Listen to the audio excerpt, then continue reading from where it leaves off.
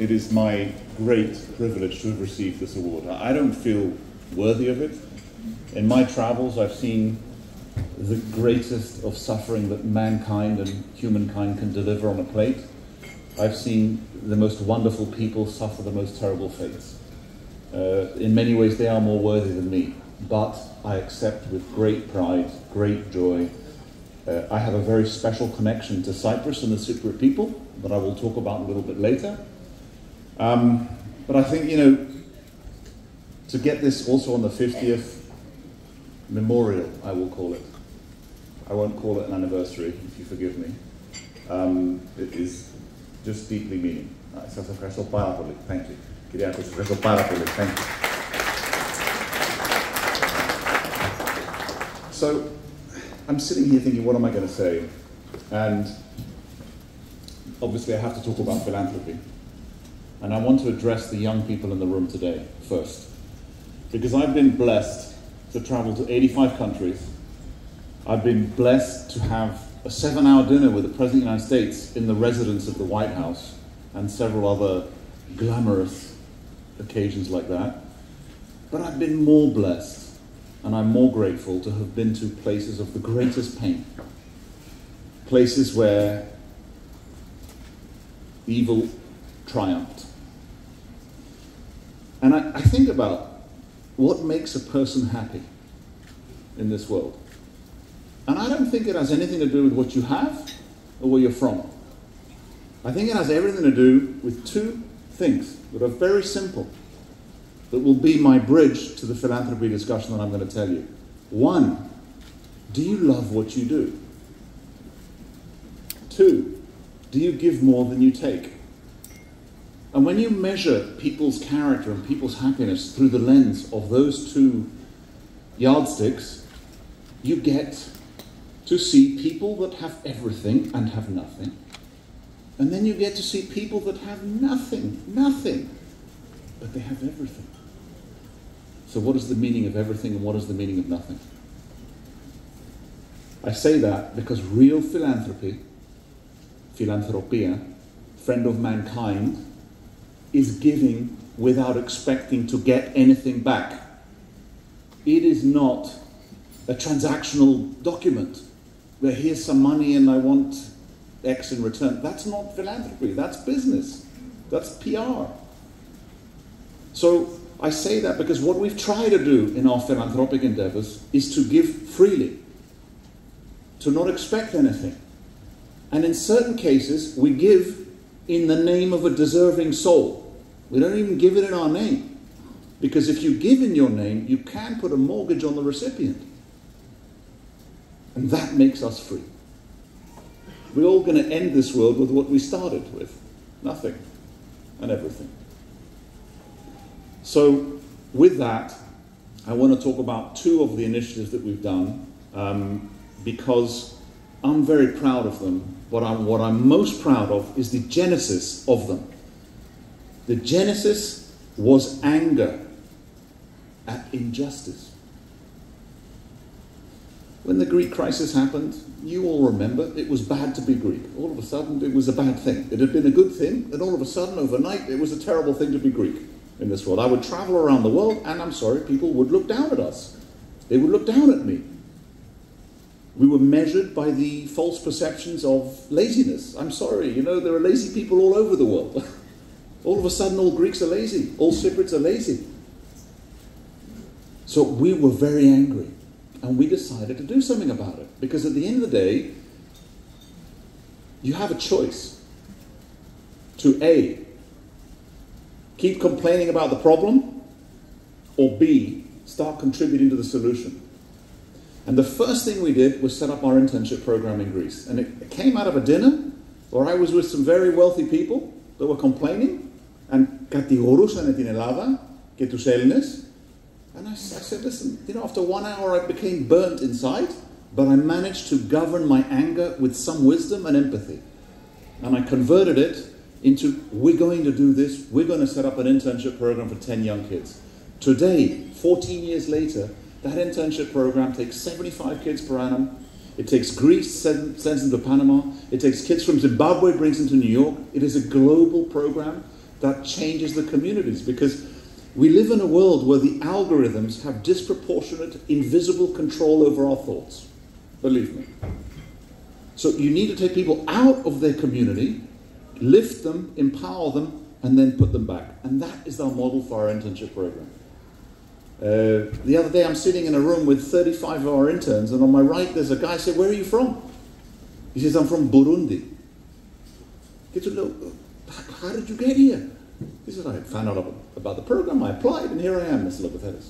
I look at my left, there's another guy. I said, "Where are you from?" He says, "I'm from Zimbabwe." He said, "How did you get here?" Same answer. Where is he working? At one of the shipyards that we own in the United States. Empowerment, but weaponizing anger for the betterment, not allowing anger to corrode us into bitterness. Second, my wife, the mother of my kids, our kids, is a very special lady, as many of you know. I'm truly blessed. She suffered in the past from the confidence deficit that many young women suffer from. In the same way that I would say many young men perhaps suffer from a confidence surplus. Right? We need homeostasis. We need balance. She was not believed in. People didn't believe in her. She suffered invisibly for decades. No one knows the pain this young girl went through. 14 years ago, we're sitting in Panama, she's half Panamanian, and she's 26 years old. She's gone through a terrible postpartum depression, which, was terrible. I'm sure many women here have gone through this. "George, what am I going to do with my life? I want to do something." And I said to her, "Nancy, what do you want to do?" "Oh, George, I want to help mothers." "Okay, let's do it." She says, "What do you mean?" I said, "Let's agree right now to do it. The rest are details. We will work it through." So she went through so many mountains of pain, so many invisible barriers, so many people that didn't believe in her, so many people that looked down at her, so many people that said it's never going to be a success. But that girl redefined maternal mental health in this world. She has led an organization in the last 14 years which has trained thousands of mental health professionals around the world. I've seen my wife spend 1 hour with the President of the United States educating him about maternal mental health. What better impact can one have in life? She was 33 years old, in the living room with the President. This is Obama, not the guy in the middle.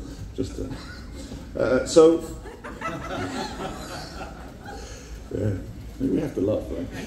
So, I say that because we can often be our own worst enemy.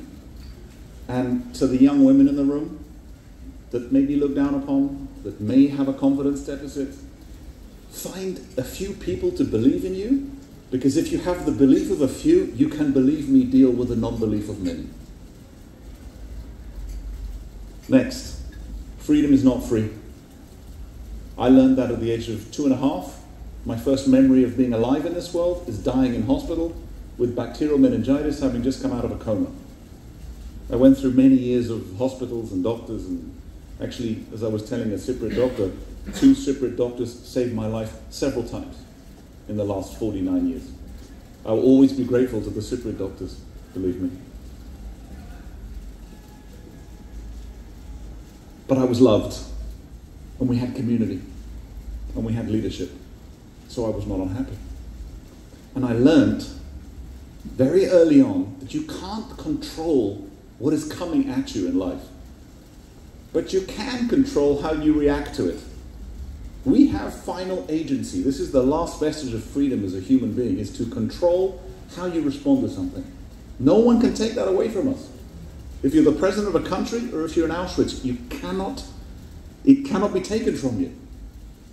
So I say this because I empathize a lot with the pain of the Cypriot people and what you have all gone through these last 50 years. I know more than most. I grew up with the Cypriots in North London. I met the grandmothers of my friends who told me that they lost their husbands. I felt it more. I grew up with these people. I grew up with you. But I also grew up suffering greatly, but being happy. community, love, leadership. Where there is no community, no love, and no leadership, that is where dark forces can grip us. Cyprus. Okay, so you all know I have North London Cypriot friends, okay, and you mostly know that I love halloumi. And every Thursday I go to Bistro with Chef Ari, and I have my little, they call me halloumi man. What do they call me? Mr. Halloumi's come. Right, okay, all right, yeah. And every time I have to write an important speech, I go to a special table, I have a pen, and I think about it very carefully. So I have a deep connection, you know, and I will tell you this about the Cypriot people. Through my lens, George's lens, absolutely loyal, absolutely hardworking. You know, Nick Georgiou, the head of our shipping company, is here tonight.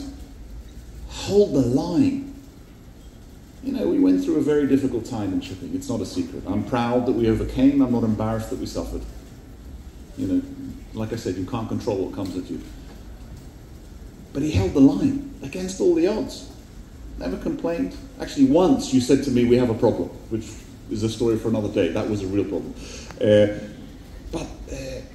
You know, you took all that pain that happened 50 years ago, have built a modern, democratic, popular, international, happy place. I've been to 85 countries. Panama is a happy place. Cyprus is a happy place. Believe me, there are many places that are not. There are many places where there's an invisible wall of oppression that you can't even breathe.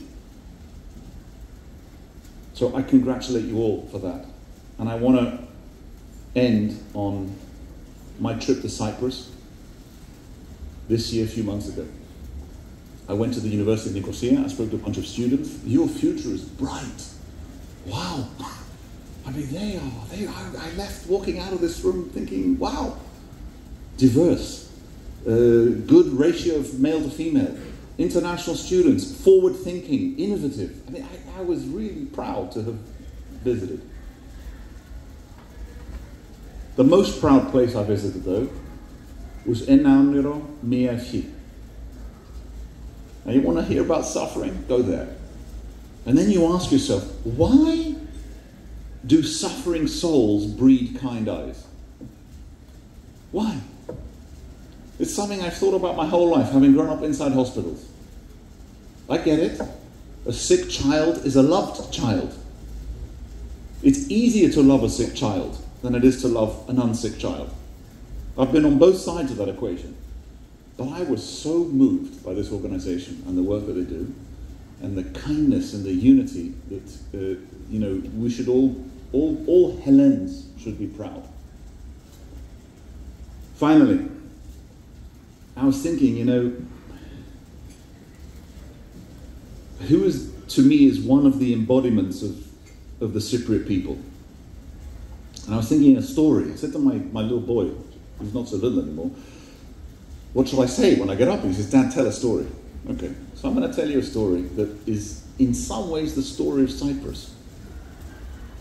Christalla Iorgachi. I'm sure you all know her. She was the former central bank governor. I don't know what she's doing now. I met her in 2015. She was born, I'm not going to say how old she was, but she was born just before, I believe, independence, and she was obviously a teenager in 1974. So this young lady in 1974, she told me the story. She got up one day, and the parents said, you get in the car and you just go now, right now. So she got in the car, she drove away from Famagusta, and she never went home. And in my meeting with her in 2015, you know that there are some meetings you always remember. There are some meetings that always resonate. The residue of intellect stays with us through words and feelings. And she said to me something that stuck with me. She said to me two things. She said, one, I didn't know this. She said, Famagusta is empty. I mean, you know this. I didn't know this. It's empty? Like, I don't know if it's worse being empty or full. But that struck me. The second thing she said to me, George, I don't have any photos of my childhood. I have no memories of my childhood, George. That was very profound. But But what did she do with her life after that? She got educated. She became the central bank governor. She helped the country enter the Eurozone. And that, to me, is the story of Cyprus. It's overcoming adversity at base. It is being bold, brave, courageous, and κάθε εμπόδια καλό, κάθε άνεση για κακό. Thank you so much. I am so grateful to receive this and very proud. Thank you.